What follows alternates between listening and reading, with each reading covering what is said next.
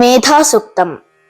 ॐ यश्चन्दसां वृषभो विश्वरूपः छन्दोभ्योऽध्यमृतात् सम्बभूव समेन्द्रो मेधया आत्प्रणोतु अमृतस्य देवधारणो भूयासम् शरीरं मे विचर्षणं जिह्वा मे मधुमत्तमाम् कर्णाभ्यां भूरि विश्रुवं ब्रह्मणः कोशोऽसि मेधया पिहितः श्रुतं मे गोपाय।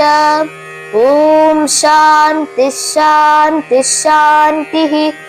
ॐ मेधा देवी जुषमाणा न आगात् विश्वाची भद्रा सुमनस्यमाना त्वया जुष्टानुदमाना दुरुक्तान् बृहत्वतेम विदथे सुवीराः त्वया जुष्टा ऋषिर्भवति देवे त्वया ब्रह्मा गतश्रीरुतत्वया त्वया जुष्टश्चित्रं विन्दते वसुसानो जुषस्वद्रविणो न मेधे मेधां म इन्द्रो ददातु मेधां देवी सरस्वती मेधां मे अश्विनावुभवा दत्तां पुष्करस्रजा अप्सरासु चया मेधा गन्धर्वेषु शयन्मनः दैवी मेधा सरस्वती सा मां मेधासुरभिर्जुषतानुस्वाहा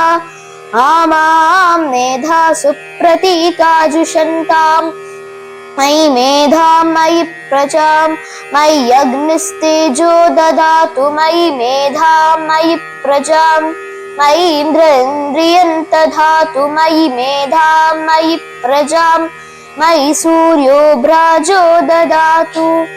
ॐ शान्तिः शान्तिः शान्तिः।